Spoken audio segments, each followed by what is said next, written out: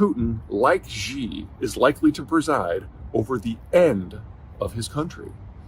Now, ruling the Soviet system / Russian system isn't nearly as much of a challenge as you might think. But the bottom line is that Russia is one of the most insecure nations in human history.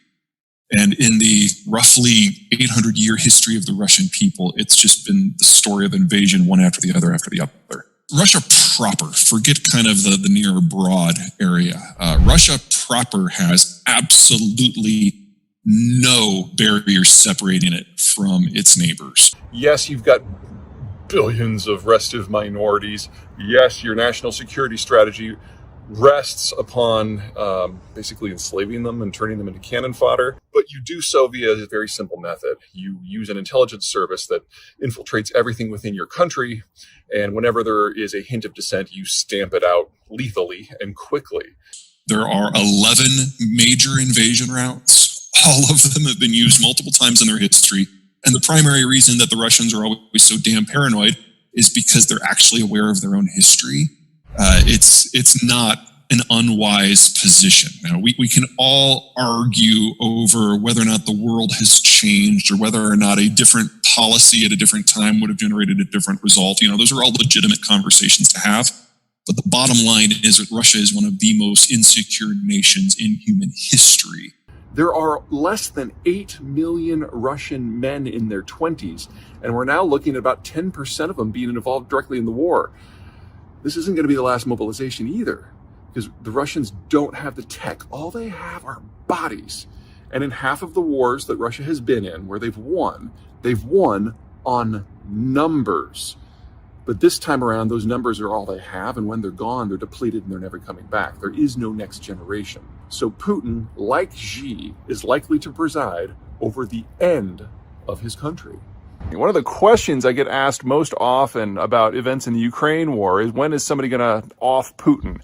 And some major general who works for Ukrainian intelligence keeps throwing out rumors there that Putin has blood cancer and that a coup is imminent. I think he's had this like 5 times now in the last 3 months. Anyway, I can't tell you whether or not Putin is sick. He's clearly on some sort of steroids, but that could mean anything. But that doesn't mean that a successful coup, even if it did happen, would change the war. From the Russian point of view, this is a conflict for their existential survival. Russian territory is flat, it's open, it's difficult to defend, it's low value, it's lightly populated. They've never been able to generate the capital that's necessary to build a good rail network, and so their military forces do not fight moving battles very well. We're seeing that in Ukraine over and over and over. It's very a slow plotting force wed to rail lines, which means that should a foe ever get fast and loose in the Eurasian territories in the heart of Russia, the Russians are screwed. They've lost far more wars than they've won because they can't maneuver. Their best hope is that the weather will eventually wear the invaders out. That means if the Russians are going to have a forward defense, it has to be way forward, not within their own territories, within someone else's. And not just any territories, a series of very specific corridors. Russian strategy going back roughly 4 centuries has been to expand past the Russian flats until you hit a series of geographic barriers that you just can't run tanks through. So things like the Carpathian Mountains, great buffers. No one's running a tank over the Carpathians. What you do is you invade around the Carpathians. You come in from the southwest through the Bessarabian Gap, through Romania or Bulgaria, or you come in around the north through the Polish Gap, through Germany and Poland. So the Russian position always has been to park static forces in those gaps. There are 9 of them. And in the roughly 800-year history of the Russian people, it's just been the story of invasion one after the other after the other. In addition, the climate patterns, not just the fact that it's a cold place, but the erratic nature of the jet stream as it goes over Russia means that they get floods and they get droughts. And there is no such thing as an average agricultural year. And that grinds on you. And simply ruling something like this, where the year in, year out challenges are so big from a security point of view, and a financial point of view, and a transport point of view, and an agricultural point of view, it's no shock that this is not a land that is particularly fertile for democracy. So what do? You expand. until you can build up a series of subject nations that are cannon fodder to fend off invasions, until you eventually reach barriers like the Alma-Ata Mountains or the Carpathians that you can kind of hunker behind. And the reason that the Soviet Union was a superpower is because they were able to do that in the closing days of World War II. And they were able to actually form a hard shell in a way that the Russians had never experienced before. That was piece one. Piece two, ironically, was the global order. Because when the Americans broke up all the empires, that included all the empires that had traditionally gone to war with Russia, whether it was Japan or Britain or Germany or whatever else.